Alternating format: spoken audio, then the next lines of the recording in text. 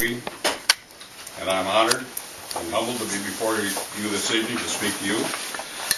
And my name has been placed again in nomination for the United States Senate for 2014.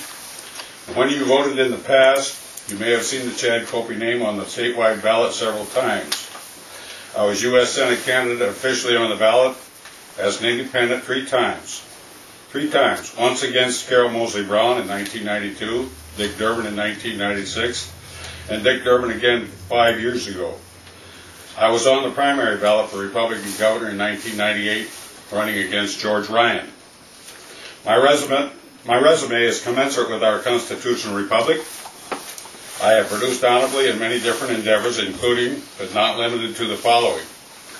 I'm a retired jumbo jet captain, having flown in the employ of Delta Airlines for 35 years out of Chicago's O'Hare Airport domestically, and I retired as the #1 overseas captain out of New York City's JFK Airport, flying the Atlantic Ocean to all points east, including Russia. I was born and raised on a poor dirt farm. I was number 5 out of 9 siblings of 6 boys and 3 girls. We were poor but a happy Christian family living on that farm, and after high school graduation I attended Purdue University to pursue the aviation and agriculture curriculums offered by that fine institution. I married early to my one and only and still wife, Teresa. We have 3 boys and 1 girl and 10 grandchildren.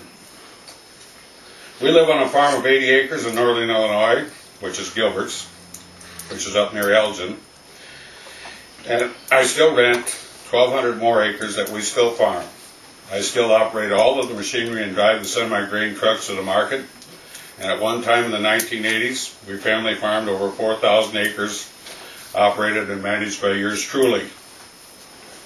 I had a very nice pension from Delta Airlines, but that was lost in the Delta bankruptcy court, and my 4 statewide political races also depleted vast amounts of our savings. But that's enough about me.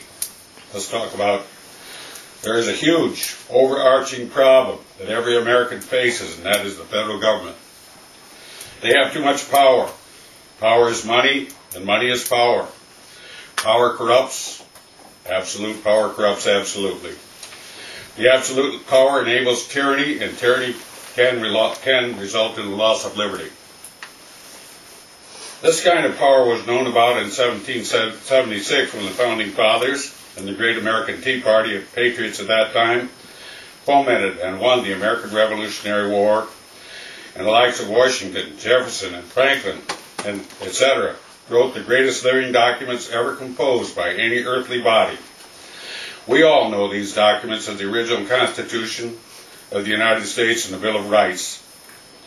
I, as a very productive American and practicing Christian, have a long tenured career in many endeavors, can tell you that our precious Constitution and Bill of Rights is in dire distress, dire danger. Tyranny and liberty lost is at the door. Very, very clever people who lust for more and more power are the few who would, and very well could, control the destiny of all mankind. These few are the likes of the Federal Reserve bankers who control the monetary system that controls the economy. J.P. Morgan, at that time the most powerful banker, created the Federal Reserve System in 1913 and helped set up the federal income tax at the same time. Both have enabled the federal government runaway power grab. Both should be repealed, along with Obamacare and all other powerful bureaucracies. The only way for the American people to get control of the federal government is to take the money. Congress alone has that power. I propose, as a member of Congress, so as to not shock the system, to get Congress to cut 3% of the federal expenditures each year until the federal budget is not only balanced, but runs enough surplus to pay down the $17 trillion debt that we have. Not shock the system means everyone still gets a check. This will enable and excite the private sector to produce, which would build the tax base rapidly and excite people to leave government for the private sector. This process will gradually squeeze the power out of the federal government. To summarize, I am in a very unique position to serve our country. I have already had the American dream. I need only to serve God and country for the rest of my tenure on this earth, and I intend with your help to do just that. I ask you each to recognize this opportunity in 2014, turn Richard Durbin out of office, and elect Chad Koppie to the United States Senate. I promise I will not disappoint you or America. I am for the Second Amendment, for the right to life, very, very much so for the right to life, for the repeal of the Federal Reserve, and for the repeal of several more federal government bureaucracies such as the Department of Education and the IRS. This power that I referenced is able to dupe the majority through the media control, which is mind control. This is how Obama and the likes of Durbin get elected, all the time, destroying morality, economics, and the free enterprise system that created the shining system on the hill that we know as America the Beautiful. I have done my homework. I know their machinations and make the American majority ignorant of the fact that he who would exchange liberty for security should soon have neither. As you can see, I'm not a youngster anymore, and for those who seek to retain liberty for themselves, for ourselves, and our posterity, this is good, because I can now dedicate the rest of my tenure on this earth to the Constitution, tenets memorialized by the great patriots of the 1776 revolt. Long live the Constitution of the United States of America. Liberty once lost is never regained. The right of the people to keep and bear arms shall not be infringed.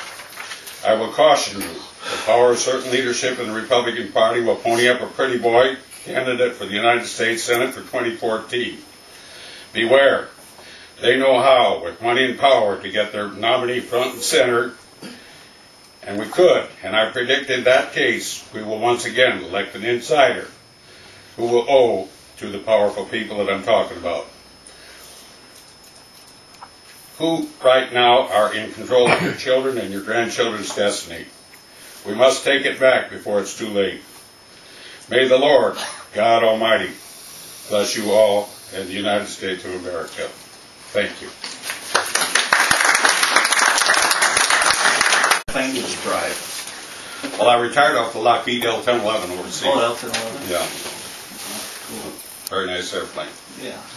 He's asking that because he's a pilot too. Oh, really? Yeah. I'm just a little private pilot. I flew everything from DC-3s all the way up through. Really? One thing I didn't get to fly was a 747. Okay. Hey, thanks. Well, thank you. Thank you very much.